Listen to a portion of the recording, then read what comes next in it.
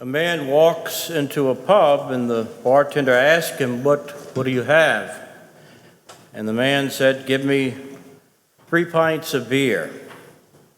So the bartender brings him 3 pints and the man proceeds to alternately sip one, then the other, and the third until eventually all 3 are gone. And then he orders 3 more. Well, the bartender says, well, sir, I know you like them cold. You don't have to order 3 at a time. I can keep an eye on it, and when you get low, I can bring you a fresh, cold one. But the man replied, you don't understand. I have 2 brothers, and both living in different countries. And before we separated, we made a vow to each other that every Saturday night we'd still drink together. So right now, my brothers are also having 3 pints as well, and so we're drinking together. The bartender thought it was a wonderful tradition, and every week the man came in and he ordered his 3 beers. Then one week he came in and he ordered only 2 beers. He drank them and he ordered 2 more. So the bartender said to him, I know what your tradition is, and I'd just like to say that I'm so sorry that one of your brothers passed away. And the man said, oh, my brothers are fine. I just decided to quit drinking.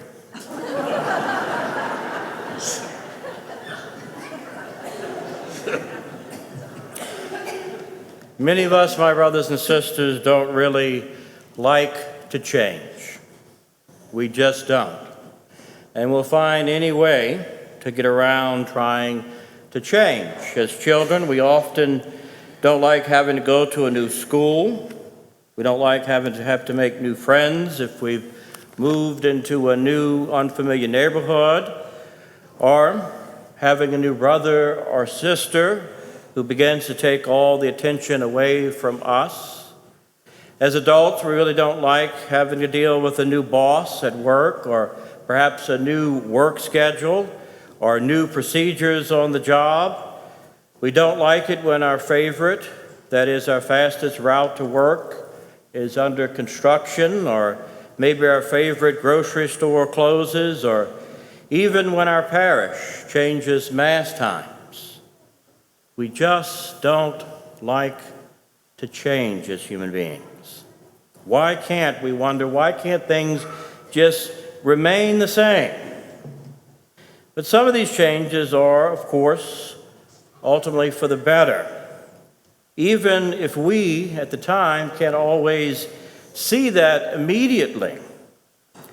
And many of the changes in life are just simply out of our control. There's really nothing we can do about it. And that seems rather obvious. Yet the most important changes, the ones that we truly and desperately need at times, have little to do with what's happening in our external world, have little to do with the people and situations and circumstances surrounding us. No, the changes we need to embrace are often the ones we feel don't really exist, ones that we feel don't need to be made at all. Of course, my brothers and sisters, I'm talking about the changes we need to make sometimes. And sometimes we know that we need to make changes, or at least we know that we're not exactly the best that we really can be. But just as often we seem to deny that, well, really don't need to change anything. As if we fool ourselves into believing that our lives would be a lot better if others would simply change, or if the circumstances of our lives could be changed. Rarely do we ever accept the fact that our lives would be a whole lot better in the lives of others if we make sometimes the changes that we need to make. And our inability to accept our own need to change is truly a spiritual pitfall. It is a trap we fall into sometimes, often without even realizing it. And so today's gospel story, a parable story, is a very important story. It's a reminder to us how important it is to change when we need to change. It's a very simple parable. One son tells his dad, that he'll go work in the vineyard, but he doesn't. The other son says he won't work in the vineyard, but changes his mind, and he goes to work as his father asked. Jesus, of course, in telling this story, affirms the second son. And that's no surprise there. So the question we should ask, okay, which son are we in this parable? Because that's the idea of parables, to get us to think, put ourselves in the story. Many of us believe that a truly holy life, a faithful life, a God-centered life is a life that we get nearly everything right. Few mistakes and few missteps and few moral failings and few sins. And certainly we're called to always strive for that. However, my brothers and sisters, I would argue that a person of deep and authentic faith is not one who is convinced that he or she is living a life that is already pleasing to God. If you read the lives of the saints, so many of them talk about how they need to continue to strive to do better. You see, a truly holy person, truly faithful person, is someone who continually recognizes their own need for conversion, their own need for transformation, their own need to be more, to love more, to give more. A faithful person is one who never really feels that they've reached that finish line, but always has more to go, more to be, to follow that example that Jesus has set for us. Indeed, my brothers and sisters, a life of faith is not about remaining the same. That was the problem with the Pharisees and the chief priests and the elders. They were stuck where they were. They wanted to remain and keep things as they were. And certainly Jesus came to challenge them. And certainly they heard a lot of what he said, and they saw a lot of what he had done. And they knew, certainly many of them, needed to change.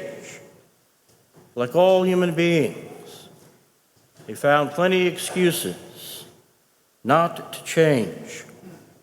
But my brothers and sisters, a life of faith is not about remaining the same. It's about being created anew each and every day. It's all about changing, the kind of change brought about and found on the realization that each of us can and should be more than we were yesterday. And it's never too late. That's the other point in the parable. You see, the tax collectors and the prostitutes, they realized they needed to change their ways, and they embraced the call of John the Baptist in his baptism. It's never too late. And so if you don't like what you said to someone yesterday, my brothers and sisters, say something kinder today. If you don't like how you treated someone yesterday, by all means, treat them better today. You don't like the resentment you felt yesterday, find the goodness in that person today. You turned your back on someone in need yesterday, well, reach out to someone today.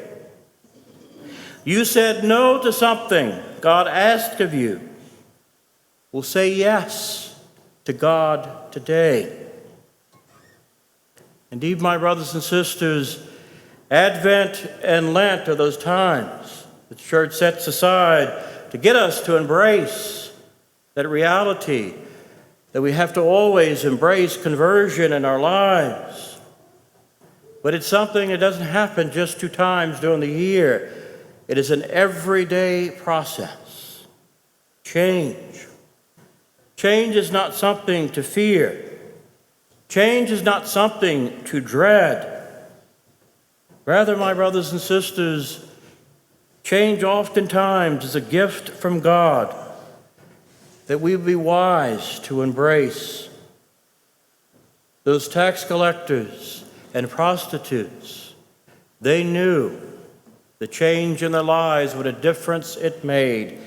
Think of St. Paul and his conversion. Think of so many other holy men and women who realized they were not finished. They were not complete. They needed God's mercy and conversion, and they embraced that day in and day out. One son said yes, but didn't follow through. One son said no, but he had the courage and the wisdom to change his mind and faithfully choose to get on board with what his father had asked of him. And so, my brothers and sisters, today, the Lord God asks us, what changes? What changes in our lives do we need to make today?